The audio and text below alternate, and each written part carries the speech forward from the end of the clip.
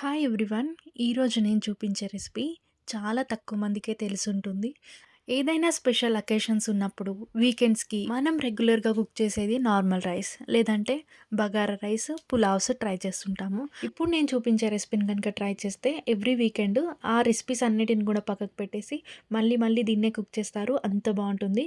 అసలు ఏంటి రెసిపీ అనుకుంటున్నారా? మనమైతే ఈరోజు కోకోనట్ మిల్క్ తోటి కోకోనట్ రైస్‌ని ఎలా ప్రిపేర్ చేయాలో చూద్దాము. చాలా ఈజీగా ఉంటుంది ప్రాసెస్ కూడా. ఇప్పుడైతే అసలైన ప్రాసెస్‌లోకి వెళ్ళిపోదాం. ఫస్ట్ అయితే ఒక కొబ్బరికాయని తీసుకొని దాన్ని చిన్న చిన్న పీసెస్ లాగా కట్ చేసుకొని వాటినైతే ఒక 2 సార్లు కడిగేసుకొని మిక్సీ జార్‌లో వేసుకోవాలి. ఇప్పుడైతే కొంచెం వాటర్ అయితే యాడ్ చేసుకొని ఒకసారి మిక్సీ అయితే తిప్పుకోవాలి.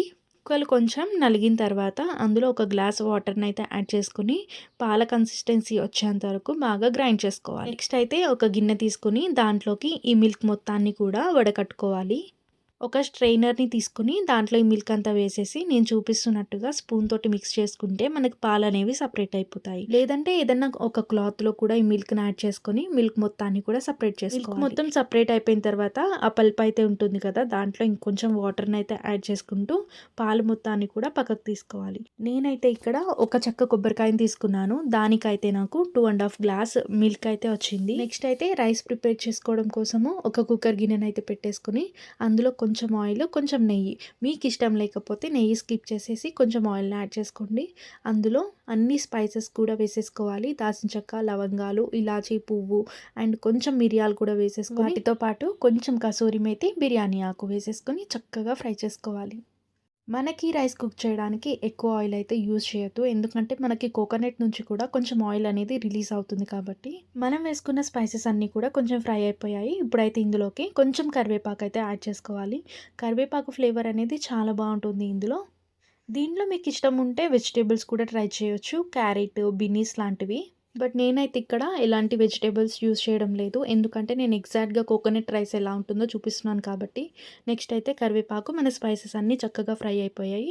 ఇందులో నెక్స్ట్ అయితే టేస్ట్‌కి సరిపోయినంత పచ్చిమిర్చి ఒక 8, 10 పచ్చిమిరపకాయలనైతే సన్నగా కట్ చేసుకొని ఇందులో వేసేసుకోవాలి. అలానే ఒక ఆనియన్‌ని సన్నగా కట్ చేసుకొని కూడా ఇందులో యాడ్ చేసేసుకోవాలి.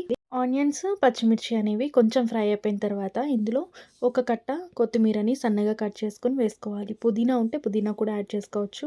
నెక్స్ట్ ఇందులోనే టేస్ట్‌కి సరిపోయినంత సాల్ట్ అయితే ఇప్పుడు యాడ్ చేసుకోవాలి. మనం కోకోనట్ మిల్క్ అనేది యూజ్ చేస్తున్నాం కాబట్టి స్పైస్ అనేది అస్సలు ఉండదు. చిన్న పిల్లలు కూడా చాలా ఇష్టంగా తింటారు. ఈ కంప్లీట్ ప్రాసెస్ అనేది సేమ్ మనం బగారా రైస్ ప్రిపేర్ చేసుకున్నట్టే ఉంటుంది.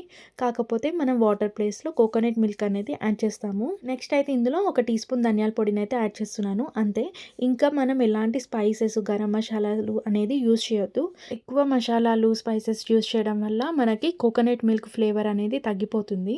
ఇప్పుడైతే మనము కడిగి పెట్టుకున్న రైస్‌ని కూడా ఇందులో వేసేసుకొని ఒక్క 2 నిమిషాల పాటు తేమ మొత్తం పోయేలాగా ఒకసారి కలిపేసుకొని ఆ తర్వాత మన కోకోనట్ మిల్క్‌ని అయితే ఇందులో యాడ్ చేసుకోవాలి. నేనైతే ఇక్కడ కప్పున్నర బియ్యం తీసుకున్నాను. కప్పున్నర బియ్యానికి 2 కప్పులన్నర వాటర్‌ని అయితే యాడ్ చేసుకుంటున్నాను. యాక్చువల్‌గా మనం రైస్ కుక్ చేసినప్పుడు ఒక కప్పుకి కప్పున్నర వాటర్ అయితే పొడి పొడిగా చక్కగా వస్తుంది రైసు. ఒకవేళ మరీ పాత బియ్యం అయితే 2 కప్పుల నీళ్లు పోసుకుంటాం కదా!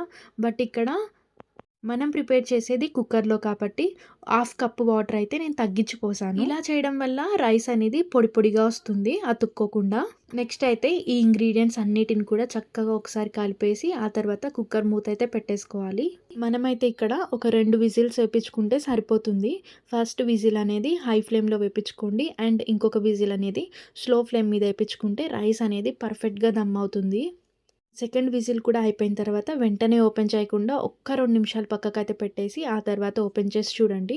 రైస్ అనేది ఎక్కడ అతుక్కోకుండా అండ్ మాడిపోకుండా చాలా పొడి పొడిగా వస్తుంది. వేడి వేడిగా చికెన్ ఆర్ మటన్ కర్రీ తోటి సర్వ్ చేసుకోండి. అండ్ వెజ్ లవర్స్ కోసం అయితే గుత్తి వంకాయ కర్రీ అనేది సూపర్ కాంబినేషన్. ఈ రైస్‌లో గనుక మనము ఎక్కువ వెజిటబుల్స్ యాడ్ చేసుకుంటే కర్రీ కాంబినేషన్ కూడా అవసరం లేదు. డైరెక్ట్ అలానే తినేయొచ్చు. అంత బావుంటుంది. కోకోనట్ మిల్క్ వల్ల కూడా చాలా బెనిఫిట్స్ అయితే ఉంటాయి. ఎవ్రీ వీకెండ్ ఒకేలా కుక్ చేసి పెట్టే మీ ఇంట్లో వాళ్ళకి ఒక్కసారి ఈ కోకోనట్ రైస్ ఫ్లేవర్ అనేది చూపియండి. ఖచ్చితంగా అందరు ఫ్యాన్స్ అయిపోతారు. ఏంటి గాయ్స్, ఇంతకీ ఈ వీడియో నచ్చిందా లేదా? వీడియో నచ్చితే లైక్ చేయండి, షేర్ చేయండి. సబ్స్క్రైబ్ చేసుకోవడం మాత్రం అస్సలు మర్చిపోవద్దు. మరిన్ని ఇంట్రెస్టింగ్ వీడియోస్ కోసం మన ఛానల్ మీద ఒక కన్నేసి ఉంచండి. Bye bye.